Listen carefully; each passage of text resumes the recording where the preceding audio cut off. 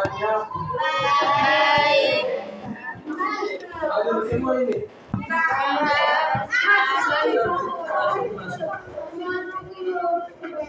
Ada yang tidak hadir? Ada. Siapa itu?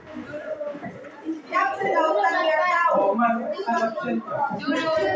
Oh, kalau enggak apa? Oh, perkenalkan ada di sini. Oh, duduk.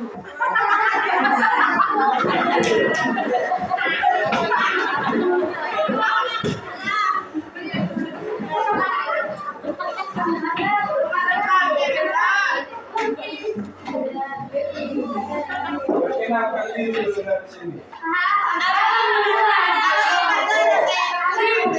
Perkenalkan, nama saya Anwar Nasution, siswa dari Istai Madinah, program studi PAI. Alamat Tatak Nata. Ya. Silakan. Nama saya Tatak.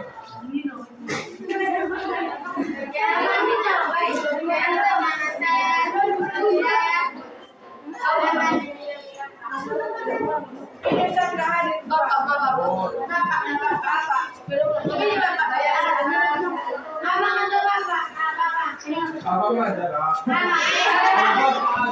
Bebas lah.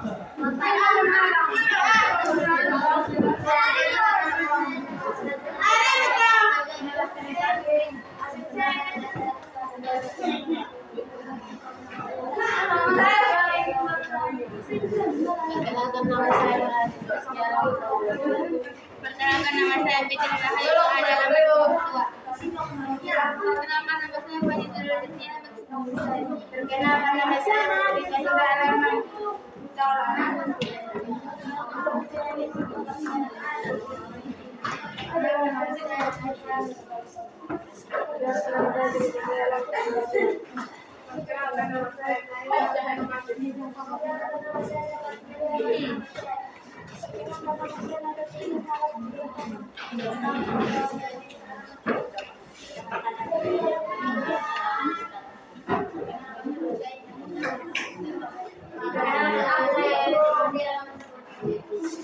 Perkenalkan nama saya Jackie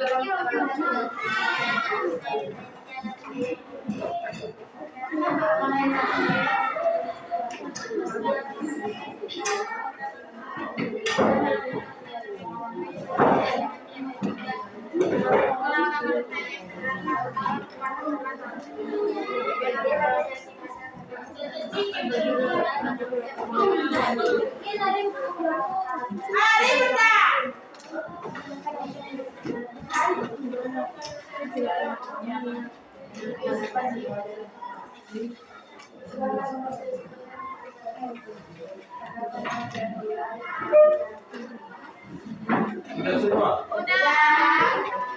Tolong dulu satu orang memimpin doa dulu biar kita mulai bicara.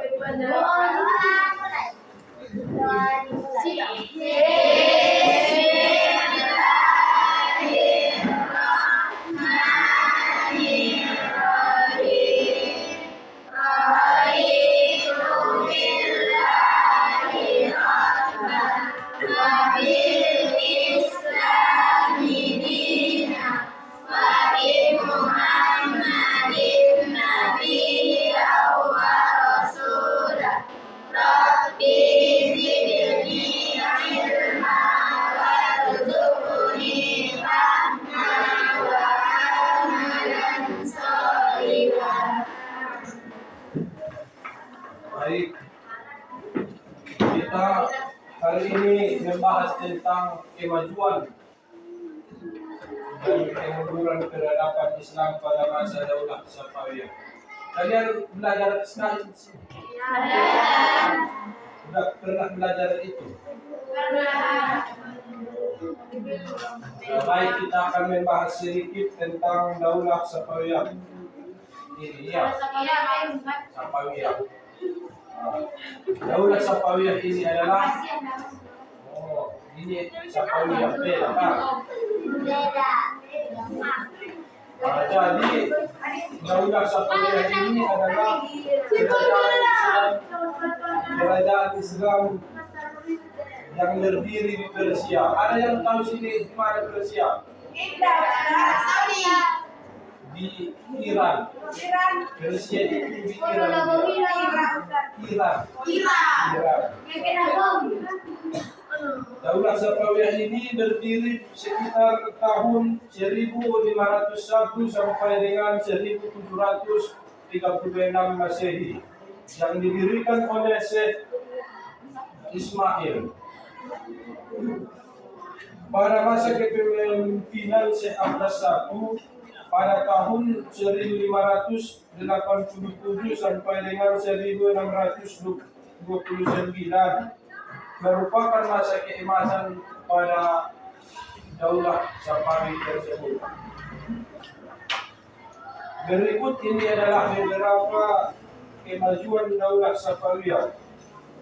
Yang pertama yaitu bidang politik dan pemerintahan.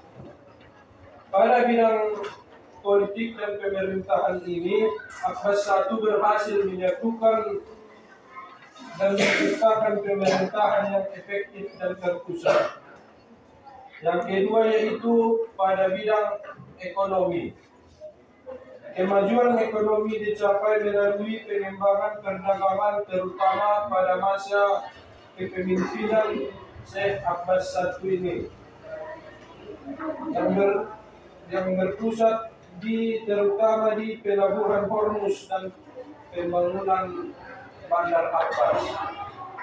Yang ketiga yaitu ilmu, pengetahuan dan budaya. Pada masa kepemimpinan Syekh Abbas I merupakan masa kejayaan ilmu pengetahuan, terutama dalam ilmu kebudayaan dan arsitektur seperti seni dan sastra. Yang keempat yaitu dalam bidang arsitektur. Dalam bidang arsitektur ini membangun bangunan yang megah yang berpusat di kota Isfahan yang disebut kota dunia, setengah dunia. Baik, pembahasan kita yang kedua yaitu kemunduran peradaban Islam di masa daulah Safawiyah. Meskipun mengalami masa kejayaan, daulah Safawiyah ini juga mengalami kemunduran dan akhirnya menyebabkan keruntuhan yang disebabkan oleh beberapa faktor, di antaranya yang pertama yaitu kelemahan pemerintah. Setelah wafatnya Syekh Abbas I ini, para penerusnya tidak mampu untuk mempertahankan stabilitas dan kemajuan kerajaan sehingga terjadinya perebutan kekuasaan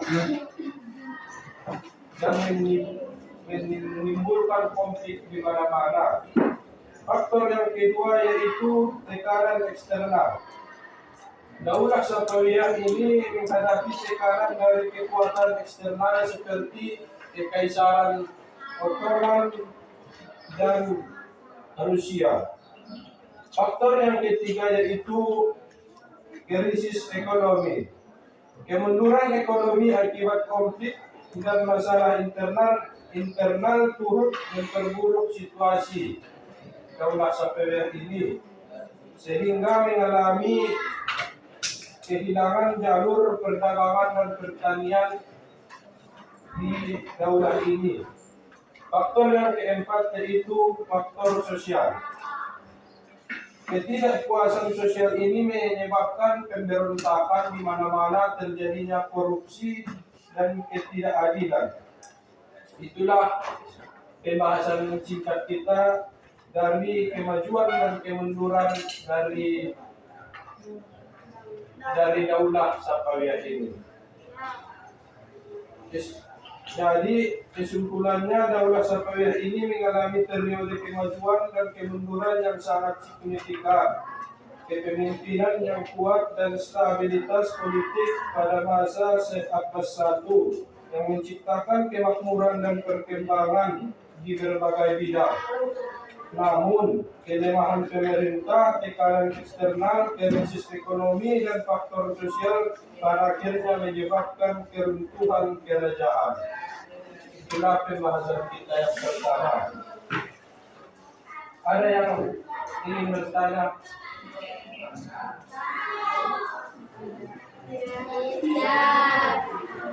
Baik, saya akan memberikan beberapa soal. Tulis soal untuk apa nanti ini baiklah. Soal yang ada di mana kita.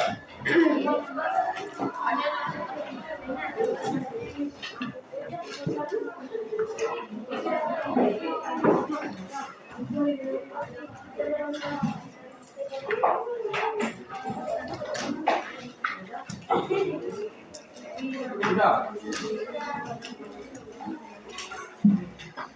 Siapakah yang mendirikan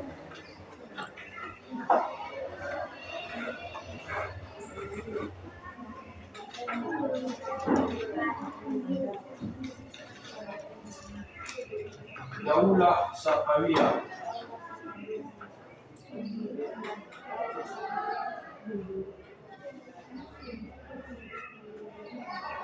Sudah.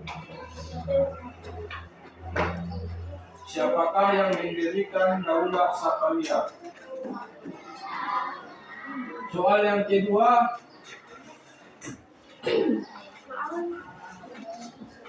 di manakah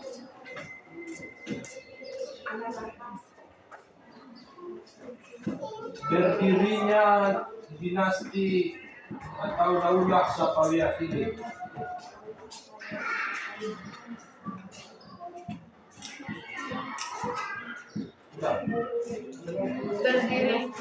Dinasti atau Daulah Safawiyah ini.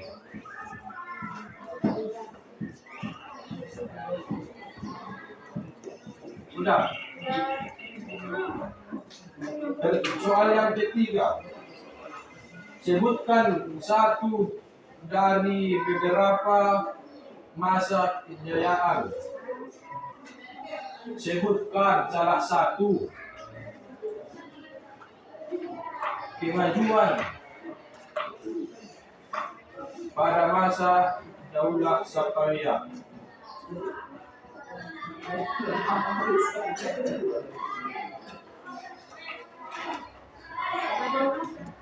Daulah Safawiyah. Sudah. Soal yang terakhir, sebutkan salah satu faktor kemunduran Daulah Safawiyah.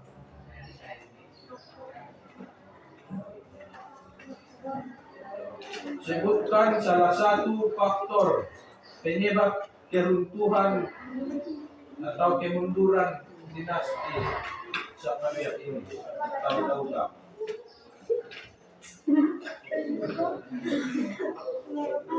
Sudah.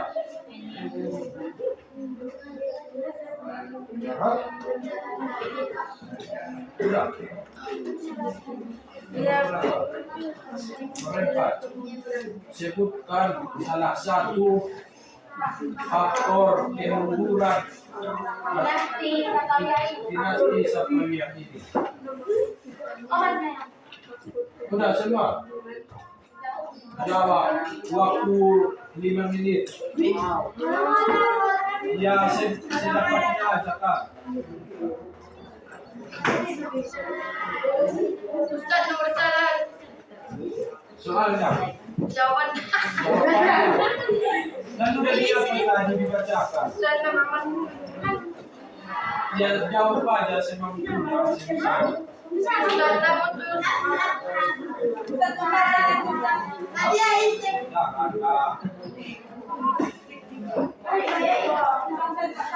Ada yang tahu?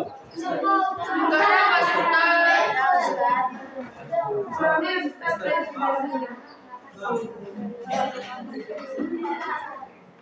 Udahlah kalau nggak bisa.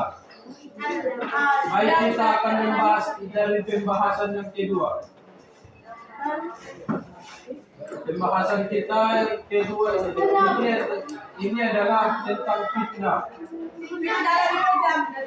Ada yang tahu apa itu fitnah? Apa itu?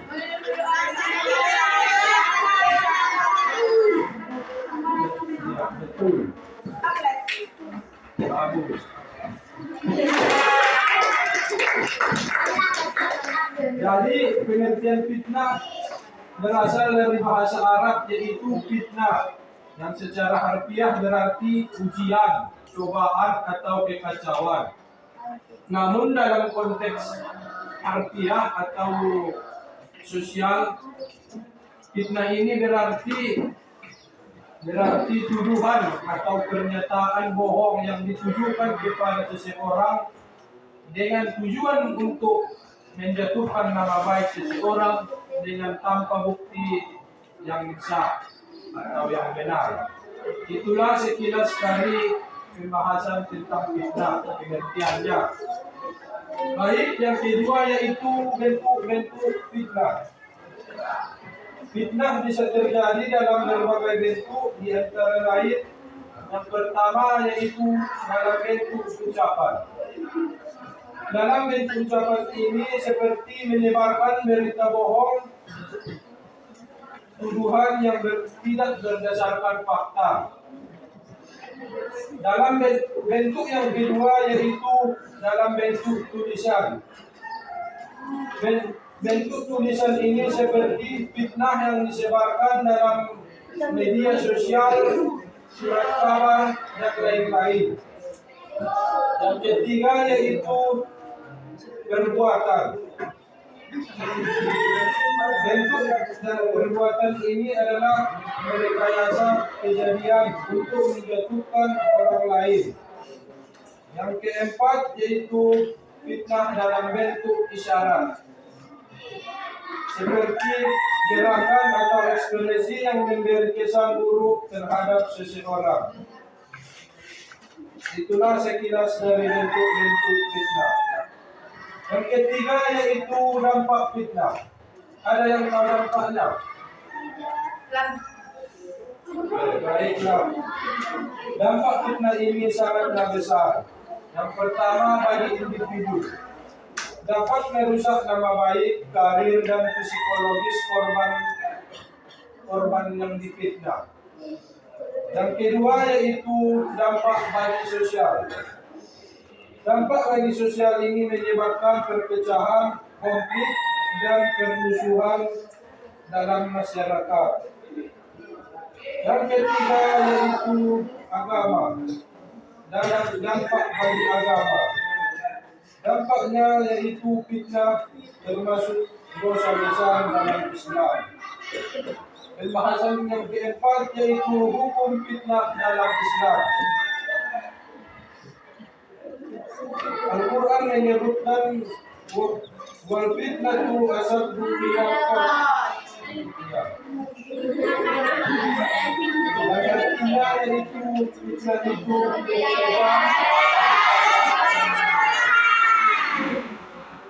di Indonesia ini fitnah termasuk tindakan pidana karena dapat merusak nama baik seseorang. Dalam KUHP pasal 310 dan 311, fitnah dapat dipidana karena termasuk pencemaran nama baik.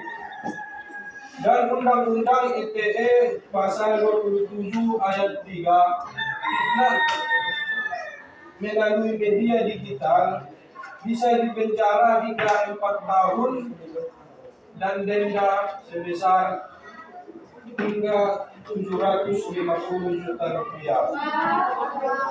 Itulah hukumnya kalau di Indonesia. Yang kelima yaitu pembahasan kita tentang cara menghindari fitnah. Ada yang tahu caranya? Baik, yang pertama kita dengan cara tabayun. Ada yang tahu tabayun? Tabayun ini adalah memeriksa kebenaran informasi sebelum menyebarkan berita. Yang kedua yaitu menjaga lisan dan tulisan. Yang keempat yaitu bersikap adil dan tenang dalam menilai sesuatu. Yang terakhir yaitu berdoa agar dijauhkan dari fitnah dunia maupun fitnah akhir zaman akhirat. Baik, ada yang ingin bertanya?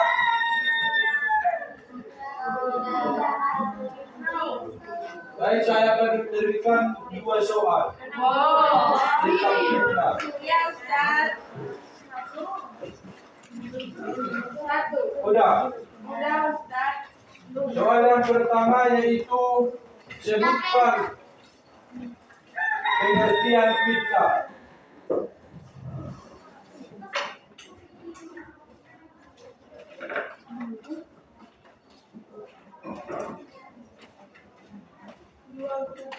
Yang kedua, sebutkan bentuk-bentuk fitnah.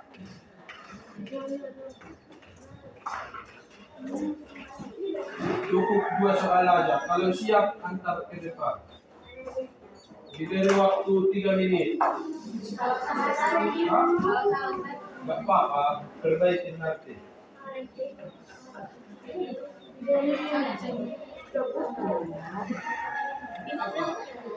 Tahu soalnya?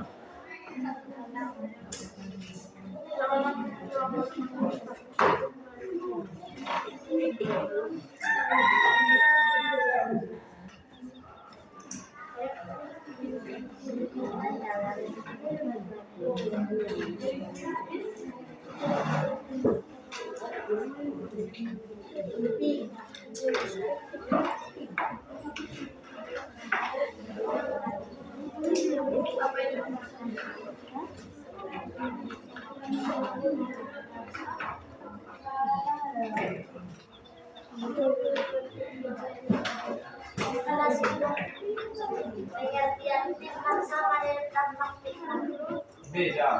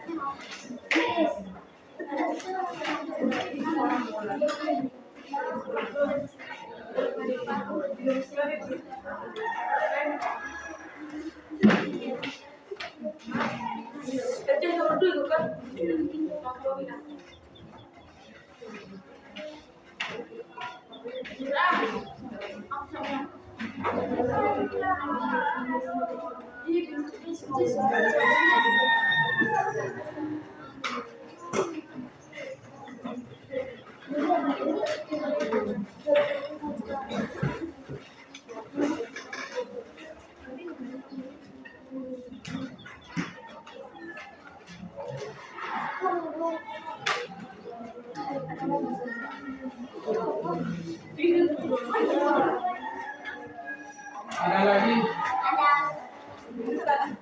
Ambil.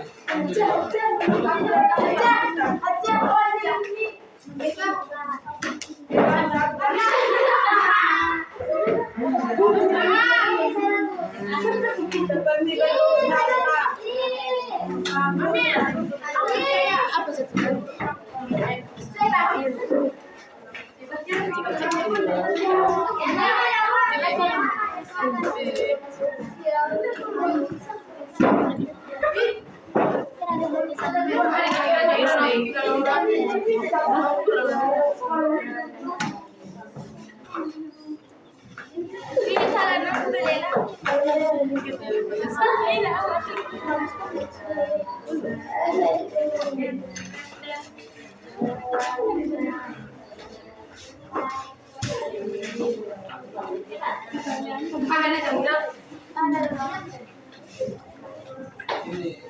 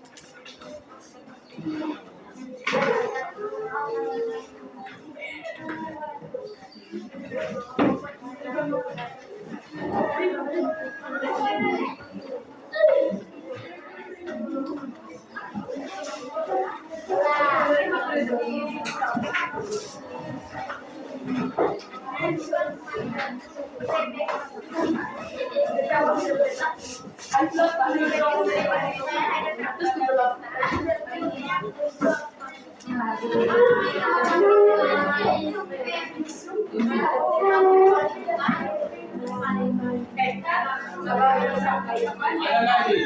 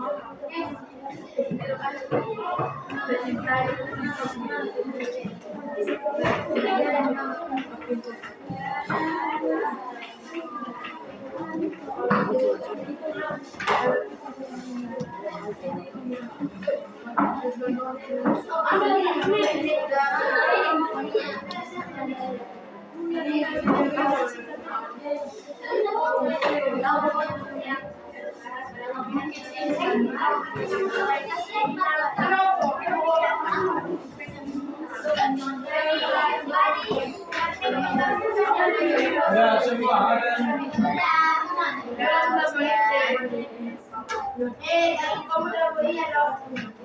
Sudah, baik. Cukup sekian lagi pembelajaran kita pada hari ini. Kurang lebihnya saya mohon maaf. Assalamualaikum warahmatullahi